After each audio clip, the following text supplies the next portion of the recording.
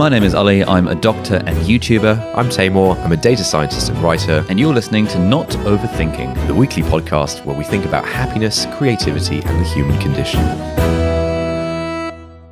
Hello and welcome back to another episode of Not Overthinking. This is a very exciting podcast episode because we're actually live streaming this on Instagram, on my Instagram. You should follow me at Ali Abdal. And we were just querying to what extent it's going to change the dynamic of this conversation, because now we are, in a way, performing to the Instagram live, but also, quote, performing on the podcast. And Taymor had some insights on this. Yeah, I think when we're talking about the putting yourself, I think the episode with Omar, when we were talking about doing a podcast and whether you kind of feel uptight doing a podcast in front of people. And we kind of agreed that it's really easy recording a podcast because no one's actually watching you in the moment. But I guess on Instagram Live, people are watching you, so it kind of changes things a bit. But I was thinking, one thing I've always thought is that you don't really get to see the very private interactions people have with people. Like, I've always fantasized about being able to truly be a fly on the wall during someone else's first date with someone, and being able to see that sort of authentically. Because there's TV shows like First Dates and stuff, right? But it's never going to be quite as authentic or real or whatever. Clearly a performative aspect to the first date. Exactly. But there's a good show called Terrace House, which is a bit like Big Brother, but Japanese. And I think it's more authentic because there's no challenges and stuff. And so a bunch of people just live in a house together like Big Brother, and they're sort of filmed. And it's really nice because I think it doesn't actually feel performative. It's just, I'm just watching people live normal lives. Pure voyeurism. Yeah, pure voyeurism. The thing that you fantasize about. Yeah, exactly. Anyway, how are you doing anyway? I'm doing okay. I have pretty bad hay fever at the moment. So oh God, I'm sorry to hear that. It must be terrible for you. There's going to be lots of sniffles during this podcast. Lots of sniffles, yeah. Normally we cut out the coughs and the sniffles. Normally we cut out the coughs and the sniffles and stuff. I've had this cough for the last 3 months. I'm concerned I've got some kind of lung cancer or TB or equivalent. So who knows? All right. So Ali, what are we talking about this week? So this week I thought we'd take the time to address a query that I got via email from a student from New Zealand. And this is a query that I've thought about a fair bit, and I felt that this person phrased it very nicely in the email. So I'm going to read out this email to you, and we'll see if we can answer the issue at hand. Let's do it. So it's, hi Ali, I am so-and-so from New Zealand, and I've been following your content for a while now, since last year. YouTube channel, blogs, emails, podcasts. Yeah. This is my first time emailing a role model of mine, so please don't mind if this email is too long or if the question I ask is poor. The simple question I want to ask is, at what point are you qualified? That's it. To give context, I'm not pursuing to become a doctor. However, like you, I would like to become a content creator. I'd like to produce media not only for myself as a creative outlet and self-growth, but for people to relate to as well. Perhaps through starting a blog, a website, a YouTube channel, or through my background of art and design. However, this then begs the question for me lingering in the back of my head, at what point am I qualified? Currently, I'm 18 years old and finishing high school last year, terribly if I do that, and just now finished a small foundational course in business to get into my university degree. However, before going back into university, I'm going down an untraditional path and taking a gap year or time off before doing my degree. Unlike you or many other content creators I follow, I don't have an amazing degree or qualification backing me up, no incredible experience or success to my name. I'd like to become a content creator, and I feel I have the potential, time, and ideas to create, but then the question arises, am I qualified? I understand that your degree does not define you, and similarly, my past shouldn't weigh me back, but I can't help but feel insecure. Will people actually care to listen to me, who is 18 and have nothing exceptional to my name? And what will my friends and family, especially my parents, think of me? I'm basically opening up a part of myself no one's ever seen. Will I be supported or ridiculed in following my untraditional path of taking time off before my degree, i.e. doing a gap year, and veering off to become a content creator?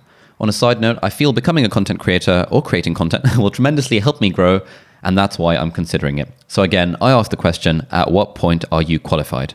I'm sure at some point you must have asked yourself this as a content creator, so I look forward to seeing what your answer may be. Wow, that's a long email. It's a long email, but it's good. And I quite liked how she broke it up by kind of referencing back to the question, at what point am I qualified? Am I qualified? Yeah. I think this is a big issue that people have. So I think the question is pointing to some underlying issue, which you think is a big issue. What's that underlying issue?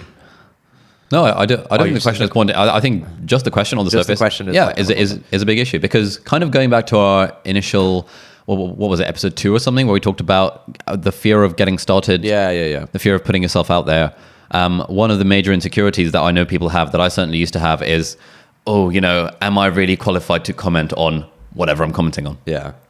And this is something that I feel like everyone has to get over in some way before they become a quote content creator. Yeah. In any form or another. So you do writing on the internet. How do you feel qualified to comment on stuff? / do you have any thoughts about how to answer this? Yeah, This young lady's question. I think trying to break out of this mindset of, okay, as a disclaimer, I think there are a group of things in the world where qualification is important. And then there are most other things where it's actually not about qualifications at all. And so, for example, if they announce on the plane, hey, is anyone a doctor? This person's having a heart attack. Me, this budding new writer who's maybe read When Breath Becomes Air or something. I haven't actually read it. I don't know what it's about. Is it about that stuff? Nope. Absolutely not. Okay, great. But I appreciate the popular culture reference there. Yeah, like if they announce on the plane, we're looking for a doctor, someone having a heart attack, I should not put my hand up and say, I could do this. That's a sphere in which it's important to be qualified. But for basically everything else, I think the default is to kind of assume it works the same way as, for example, being a doctor or being able to drive a car properly or whatever. We kind of map all these truly qualification-based things onto everything else, which is actually not qualification-based. And so, yeah, I think a lot of people, it's kind of linked to imposter syndrome and stuff, right? Where you don't kind of feel like, oh, am I qualified to call myself a programmer or a writer or whatever?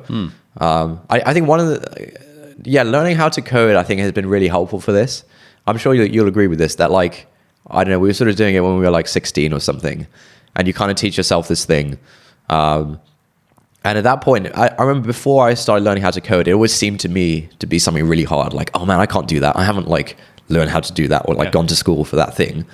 But eventually when I got around to doing it, then at the end it was like, oh, okay, you can basically just like teach yourself anything.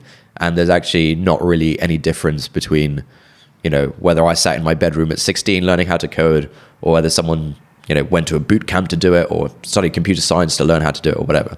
That doesn't really matter. So I think that sort of helped me get out of this qualification mindset for a lot of things. Yeah, no, I'd fully agree with that. I've been preaching the whole, hey, learn to code thing to almost everyone that I know who's vaguely interested in entrepreneurship and stuff. And our mutual friend Paul taught himself how to code in his final year of medical school. And he went through some online course on Udemy on how to learn Python. And he had a good insight, and he said that prior to learning how to code, he always thought of it as this black box. And he'd kind of see me making changes to BMAT Ninja and kind of the command line going across the screen, and he'd be like mind blown, like, oh my God. The Matrix, how does this work?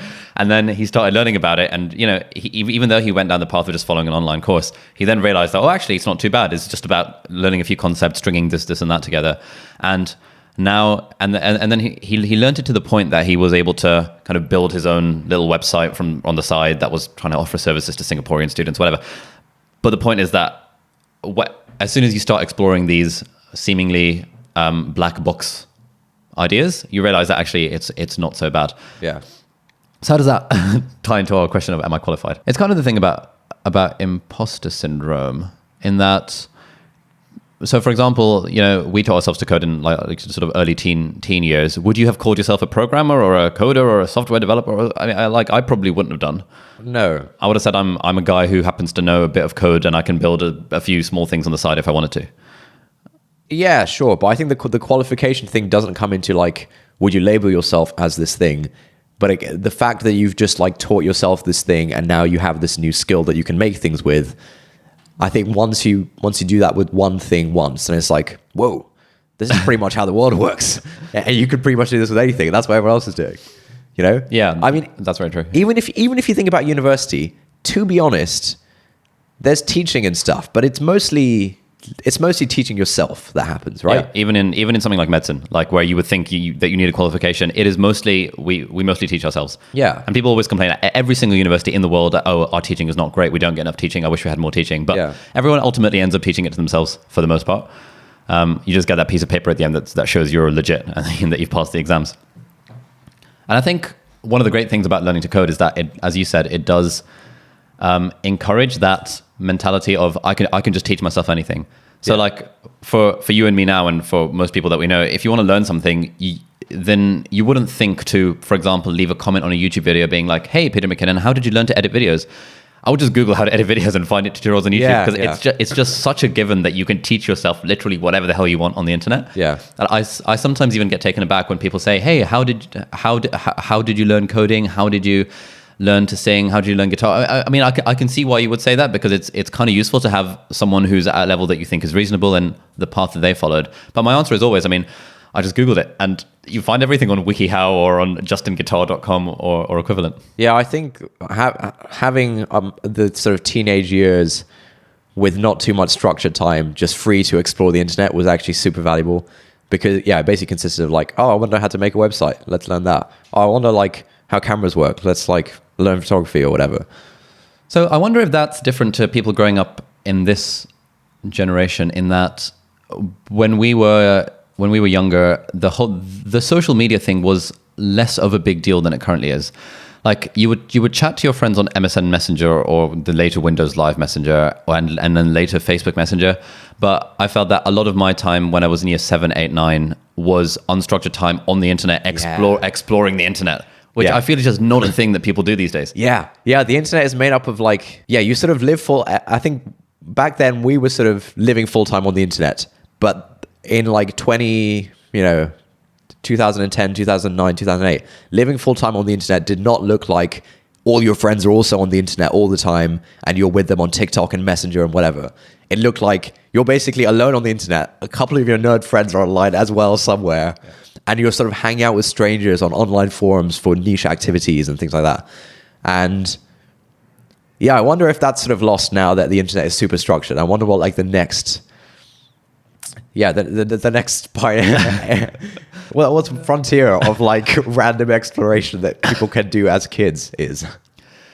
Yeah, because like back in the day, it was very much about frequenting online forums and stuff, and you were very active on like certain random forums and developed an interest in like building computers and like graphic design and all this stuff through these forums. Yeah, online forums changed my life. Like, if it weren't for these forums, I wouldn't have learned how to code. I wouldn't have gone into photography. Yeah, building computers, any of this stuff. I basically learned through this like community of other nerds on online forums. I suppose now, like I guess if I were growing up, I'd probably, I don't know, I wonder if I'd be browsing Skillshare.com a lot. But unfortunately, they're not sponsoring this episode. Although we should reach out to them because I think we have decent listener numbers now. Anyway, because there are now like structured online video courses to learn anything. Like you want to learn illustration or graphics or hand lettering or anything cool like that, basket weaving. You just find an online course to do it and it just takes you through it. But by now, I suspect for like when we were younger and stuff, we didn't have random money to spend on online courses. Like the whole online game was, how can you do all this stuff without spending a dime? A single penny. Yes, that's true. So I think online courses are really cool, but probably not an option for a lot of people at that stage. I don't know, because like a Skillshare subscription is like $9 a month, which is the price of Netflix, and everyone has Netflix. No, everyone doesn't have Netflix. Really? People don't have Netflix? I think when you're like a sort of mid-teenager, you still have to like get your parents to buy you stuff. It's not just like I have a debit card and I can swipe it and get Netflix. It's like, Mom, Dad. Mom, please can I get Netflix? Please can we have Netflix this month? And you like convince them for absolutely ages. Yeah. It's the summer holidays, it's a 2-month free trial. Yeah. Okay, how do we go into this topic? We're talking about teaching yourself stuff and how when you start teaching yourself stuff and you realize how easy it is to teach yourself anything, you get over this idea that you need to be qualified to do something. But I feel like we still haven't touched on this idea that this person is referring to, which is that she wants to become a content creator, i.e. start putting herself out there and start probably in a way creating some kind of educational content around some certain thing. Yeah. And thinks, I'm not good enough. Surely there are people far better qualified to do the thing than I am. I think we made one point during our discussion just now that is relevant, which is that all these people who seem qualified, who have these pieces of paper saying, I studied this at this university, or I like have some certificate of this thing. The process of learning these things, even in a structured place like a university, is pretty much self-directed. It's pretty much just someone figuring things out on their own. And yes, you have sort of a support network of other people doing it and maybe tutors who you can ask for help. But all these people who are qualified have basically just like taught themselves to a large degree, I think. But maybe I'm biased there because I feel like I'm much more, I feel like I don't learn very well from other people and I kind of just have to figure things out for myself. And that's kind of how I went through university. I don't know. Most people that I know who also went through university lamented the lack of kind of decent, high quality formal teaching, and I feel it felt like they had to teach everything to themselves for the most part. But then when it comes to feeling qualified to put yourself out there, like even so, so for example, when I was setting up the BMAT courses initially, and I mentioned it to some people, the first comment was also, how are you qualified to teach the BMAT? And I'd kind of chuckle a bit, but also I get exactly where they're coming from, because there is very much the attitude of, you have to be qualified to do stuff like this. Whereas the response I'd give was, well, I did all right in the BMAT. I thought I have a good method. I can teach that to others. What else do you really need in order to teach something to someone? I think the problem is that the default mindset that society puts us in is that you need someone's permission to do something. Oh, you need someone's permission to do anything. That's what it comes down to. Oh, it's all about permission. There it is. All right, talk more about that. Yeah, I feel like you've hit the nail on the head. I feel like I have. All right. Yeah, I think I was quite surprised when I learned that to start a company, you go online and you fill in a form, and then you pay £10, and then you've started a company. That always felt like, no, surely not. There must be more to it than that. There must be some trial. The 12 gates of heaven or whatever that you have to go through before you start. Yeah. Why does it seem like there are all these things set up before? Do you know what I mean? I know what you mean. Like all of life operates on the assumption that you need permission, and this is like a major message in a lot of kind of entrepreneurship, self-help, kind of like inspiring sort of books and podcasts and stuff, and even in movies where, so for example, you were super inspired by The Social Network, which is just the story of these guys starting this thing without asking anyone for permission. And it seems like a lot of the context around entrepreneurship and stuff is built around getting over this idea that you need to ask permission and just doing it. Yeah. And I suppose the first time you do that and you realize, oh shit, this is actually very, very doable, from then onwards, everything just becomes easier, because you realize I don't need permission to do it. But why is that the default mindset? I feel like it's because I always come back to this thing about school? how not school. The other one is my other spiel is how languages are like shackling us down. Oh, okay, yeah, that's your spiel. Okay, so what's your spiel about this? My spiel about why I think that's relevant here is because I think like when we learn about the world and when we talk about the world, it's always in terms of categories. You look at someone, you say, oh, this person is a doctor, or this person is a this, and this person is a that. And as an outsider to all these things, like I'm not, let's say I haven't learned how to drive yet or something. And let's say there are people, all right, I might as well use the word example. Let's say someone is a taxi driver. Okay. This is a good example, actually. Someone is a taxi driver. I'm not a taxi driver. I'm on the outside of this. And the fact that they have this taxi driver label kind of makes me feel like, all right, where was I going with this? Yeah, where we go? I have no idea where this is going. I feel like because we talk about everything in terms of categories and in terms of labels, and we don't, by default, okay, here it is. Here it is. I've got it. Here we go. You start life with 0 labels and 0 categories applied to yourself. You explore the world, which is a world of people with categories and labels. And you feel like you have to go from 0 categories to earning each category and label. And you feel like there's a step to be made there. And I think that's why it feels like someone has to give you some kind of stamp before you can like apply the categories yourself. Because you start at 0. You don't start at all the categories, and you kind of have to, it feels like you have to like get to the category or the label. And like at the age of 5, people ask you what you want to be when you're older, and you're like, I'm striving to be stamped with a label of firefighter or astronaut or footballer. Exactly. And once you get that certificate, then you're like, I guess I'm a footballer. I guess I'm a doctor. Or yeah. Okay. Yeah, I think I can get on board with that. So we start off life with 0 labels. We feel the need to acquire labels as we get older, just because of the way that society and language is set up. Yeah, I mean, we have to use labels and categories to make sense of the world and to like refer to things. I don't know how else you do it, but the downside to that is that it sort of creeps into your mindset, and you think that these labels and categories are a lot more significant than they are. Actually are, yeah. And I suppose the experience of going through school doesn't really help this, in that it's all about working towards being stamped with certain labels. Oh yeah, yeah. even the social structure set up around school is based on, he's a jock, he's a nerd, or equivalent. Yeah. So I guess for people then who are trying to put themselves out there to become, kind of going back to this girl's question, to become content creators, part of it is getting over this idea that you need to be qualified. But even then, there's still a significant component of why would people think that my advice on this is valuable, right? And the way I got over this personally was, as I've mentioned in previous podcasts and stuff, I read a great book called Show Your Work by Austin Kleon. And in that, he fully empathizes with this idea that whenever we're even considering putting ourselves out there in any way, becoming a content creator or whatever, we always think, oh, but I'm not qualified enough. Who cares what I have to say? I'm just a 18-year-old. I'm just a 15-year-old. I'm just a 25-year-old. I'm 45 years old. I'm way past my sell-by date. Why does anyone care what I have to say? And his answer there is that as long as there's going to be at least one person in the world who cares what you have to say, there is almost a moral imperative on you to put that stuff out there, because you're helping people, you're helping the world, you're adding value to the world, however that might be. Yeah, I think part of the issue with like creating content is that I guess when you're when you have this concern of like, am I qualified? You're sort of going at it with the assumption that you're positioning yourself as an expert or whatever.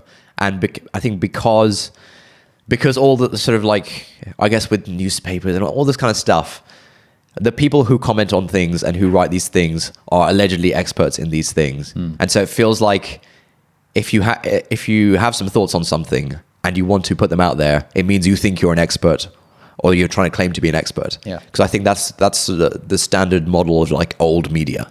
It's that like experts comment on things. Oh yeah, true. Whereas with starting a blog, you're making no allusions at all to the idea you're an expert. You're literally just saying, this worked for me. I am a novice, and I'm teaching other novices who maybe haven't gotten as far as I have. Yeah, exactly. And actually, the whole thing about experts being the people in traditional media, that's also complete rubbish as well. Because yeah. I think as you get older, occasionally, like you find out that random friends of yours have been like called up by BBC News or something because they seem like an expert on some topic, and like they know about the thing, but they're not that different from like you or I, right?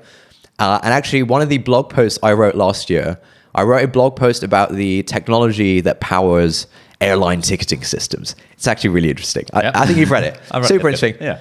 I spent a few days researching this thing online, wrote this blog post. It's sort of when it got some traction in like various online communities, and then like a couple of radio stations. There was a Canadian public radio reached out to me, and then another one in Australia reached out to me. They do like some technology show on their radio thing, and they were both talking about the technology behind air travel or something. And they reached out to me as like the expert that comes in on the radio show to like talk about this thing. I wasn't an expert. I spent a few days researching this thing. I wrote a blog post. I think it was a good blog post, but that's the standard of the experts we hear about. It's people like me who research the thing for a few days. Yeah. And on a similar vein, sorry, I don't want to try and sound as if I'm trying to compete with your story. So just like putting it out there, right. But just kind of on this theme of people thinking that you're an expert on stuff. I got contacted by someone like ITV producer or something via Instagram DM. They were doing this like magic special where some magician was going to like drown themselves in a pool of water, and they wanted a doctor to come on and talk about the physiology of drowning. And what the hell do I know about the physiology of drowning? Maybe we had like 20 minutes on it in a physiology lecture 5 years ago. Yeah. But I was like, yeah, you know what? I'll do it. And my plan was I'm going to spend a day researching about the physiology of drowning. I was going to maybe drop a message to Dr. Barnes, my physiology supervisor, and be like, is this legit? And then and then go and present myself as an expert on the physiology of drowning, purely because I had the label of being a doctor. So what happened with this? I imagine they found like Dr. Alex or someone more famous to do it. An actual expert. Although in fairness, in my email to them, I said, look, I've been graduated med school for about 3 months. I know nothing about drowning. I'm happy to come along and research it beforehand, but I feel like you want to find someone who's more of an expert. Yeah. But yeah. So I think that there's definitely the myth of the expert, where like, far fewer people are truly experts, the kinds of experts that we think they are. Oh, and there's also the curse of the expert. So this is something I came across in, I think it was an interview with Tiago, with Tiago Forte in a podcast earlier this week while I was walking to work. Oh, by the way, so if you think Ali is a productivity guru, Tiago is Ali's productivity guru. Yeah, oh man. Yeah, I mentioned him in today's email newsletter as well. So yeah. If you haven't subscribed to the email newsletter, people, you should email to aliabdal.com. Anyway, I was talking about this podcast. Yeah, the curse of the expert. And in this, they were talking about this idea of how we'll feel worried that, oh, I'm not enough of an expert of productivity to be able to offer productivity tips. You know, a similar thing I had was, you know, how am I qualified to offer study tips on the internet? Like, I didn't come first in my year every year. I didn't get a first class degree every year. I didn't get a, you know, why am I qualified to do this? And the point that they made, which is really good actually, is that often the person you want to be teaching you stuff is not the person who's the expert, because they cannot empathize, they cannot understand where you're coming from. You want someone who's maybe about 6 months ahead of you in terms of their own kind of knowledge, but who fully understands what it was like to be a novice in the subject. And they called this the curse of the expert. I think it's a thing, it's like a common phenomenon as well.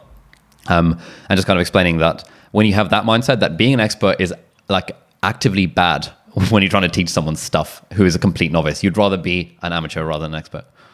Yeah, I think this rings really, really true.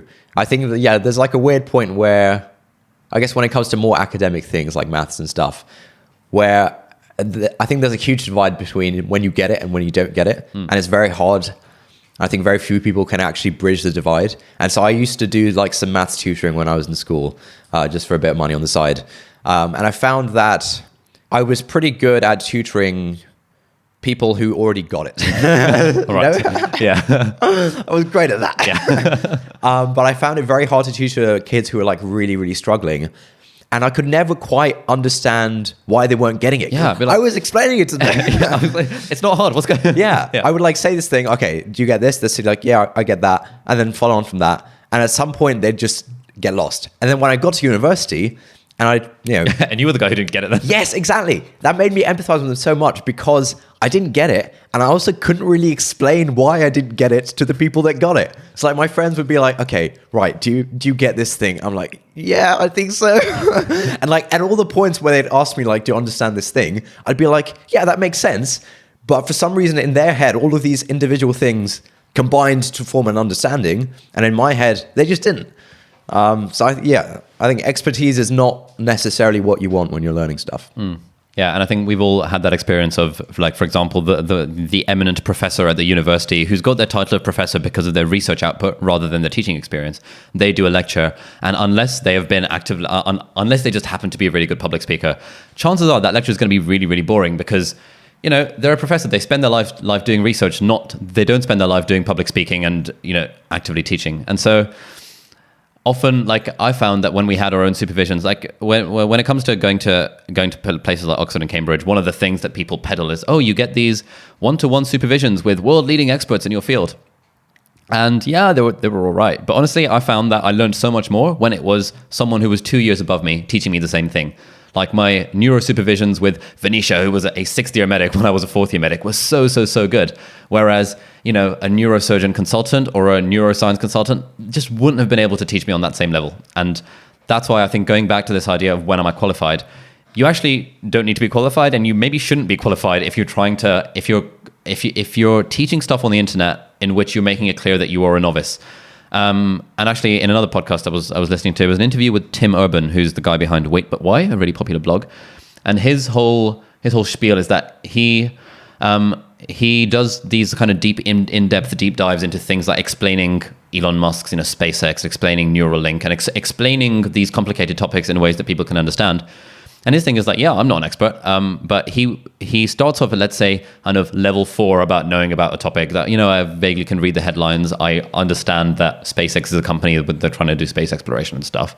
And he wants to get himself to a level 7 by just doing tons of research on the internet. Because when he's at a level 7, he can understand what the level 10 experts are saying. But his way of, when he's making his blog post, he's trying to get other people up to level 7, not to level 10. So I found this really resonated with me when I first heard this. I was like, oh, damn, yeah, this is how it works. Because when I, for example, teach medicine and teach students in the years below and stuff, I am nowhere near I'm not even at level 10. I'm not trying to get them to level 10. I'm just trying to get them to level 7. And I think that's a good place to try and aim for. Yeah, I'm a huge fan of Tim Herbert and the level 4, 7, 10 thing. Yeah. Level 4, 7, 10. Right. So I think we actually have answered the question. Should we? Well, I think, yeah, actually, Have people said anything on Instagram? Because I'm curious. How many viewers do we have on the stream at the moment? There are 24. Yes, 24 people. Have we had any mean comments? I don't think there's any mean comments. Okay. I think there's a couple of people who wrote short paragraphs. Wow. Someone said, "Hey, Ollie, please switch places with your brother because I want to see your face more clearly without being obscured by loads of comments." Thank you for that. Wow. Well, thank you very much. I'll send you a check in the mail afterwards. Someone said, Callan Russell said, "Everyone who thinks they have to be perfect off the get-go for a task are the ones who never begin because they think that the process to get there would be too harsh. It's difficult to get through." He also says, this was when we were talking about giving permission and stuff. The person giving you permission must have gained permission elsewhere, you know? Yeah. Someone gave them the permission. Yeah. Exactly. That's a very reasonable point. Molly tells you, "Ollie, you have permission to clean the house." Okay, yeah, thank you, Molly. Yeah. That's very kind. Yeah, there's not too many thoughts. It's mostly like hellos and greetings and things. Oh, okay. We'll probably cut this segment out of the actual recording. Yeah, so I think concretely one thing does matter, which is how you frame this whole thing. So for example, if you are someone like me, you know nothing about most things, but you occasionally like reading up on things and occasionally writing blog posts about them. If you are truly positioning yourself as like, "Hey, I know loads about this thing. I am an expert in inverted commas," I think that's a bad way to go because that sort of sets the wrong expectations. It's not really what's going on. Whereas you can't really go too wrong if you position yourself as, "Hey, I'm just someone who's curious about certain things. And whenever I read interesting stuff, I occasionally write about it." Yep. That is a very strongly defensible position. Yeah. No one can call you out on like, "Oh, how pretentious you think you're so good," or whatever. Right? Yeah, no, that's a really good point. And so when it comes to my advice giving about study tips and stuff, like very occasionally I get comments being like, "Oh, who are you to say this? I've got my tactics that work for me." And my response to that is always, "Yeah, great, fine, fair enough. I'm just telling you what the evidence says from these guys who claim to be experts. I'm not passing it off as my own work. I'm telling you a few tactics that worked for me. If you've got your own methods that work for you, then yeah, fair enough, you do you. I'm not saying that what you're doing is actively wrong. I'm saying that here's one way that might potentially work if you want to try it." And I think it's very easy to do that sort of thing. Yeah. To the point where I don't feel any qualms at all about commenting on stuff because the way I've positioned myself is not as an expert, but as an interested party. Yeah. And like, look, if there's anything anyone is the expert on, it is themselves. And if you're sort of putting yourself out there on the internet, you're sort of putting yourself out there on the internet. And so like, even if you're writing about or blogging about or making videos about some tangible topic, it's your take on the topic. And it's very, it's reasonable and perfectly fine for you to talk about that. Right? Yeah, 100%. So I think that pretty much covers this podcast. Have we got any interesting insights of the week? So one thing that I've started doing a lot more is that branch of joke where you're saying something really obvious. Oh yeah, no, yeah. You've done a few of those today. Yeah, it's really good. So last night we were at a barbecue at this friend's house, and afterwards in the post barbecue chill, we were all playing Articulate, and the phrase "coal tit" came up. COAL space TIT, which apparently is a type of bird, but. So someone was trying to describe, because the idea of Articulate is that you describe a word without saying the word. So someone was looking at the card and being like, it's that thing that you mine for that creates energy, and then, oh god, it's that thing that women have, or something like that, or it's that other word for boobies. I think someone said, like that. And then and then at the end when the time ran out, they were like, "Oh, coal tits, what is that?" And one of the people in that group said something like, "Oh, what on earth is that?" And I was like, "Tits. It's those things. It's those things that women have." And then she burst out laughing, and I felt like everyone kind of laughed at that. I felt really good about myself for making that really obvious joke. And equally, you, when someone, for some reason, you're wearing the same T-shirt as you were wearing yesterday. No one needs to know that. there was something about, oh, Tamer, what's that on your t-shirt? And you were like, well, it's the Nike logo, and then it says Arkansas. Yeah, I think it's a great joke for it. I think Lee Mack is extremely good at this on Would I Lie to You, an amazing show. And it was also done really well on this sort of parody comedy film called Airplane. Have you seen Airplane? I've never seen that. It's a cult classic. I remember at film club at school, like it was run by like some sixth formers or something. And they always used to show it because they liked it. And I never really got it. I was like, this isn't funny. This is so stupid. And now I'm like re-quoting all of those jokes. So there's like a point in Airplane where someone has a heart attack or something. And the air hostess goes into the cabin and says like, oh, yeah. She says, this person's very sick. We need to get him to a hospital.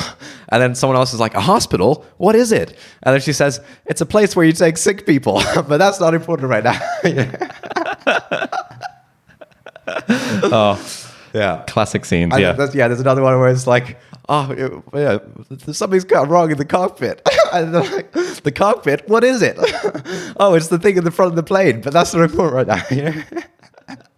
Yeah, so that format of joke is something that I'm going to start experimenting with a lot more.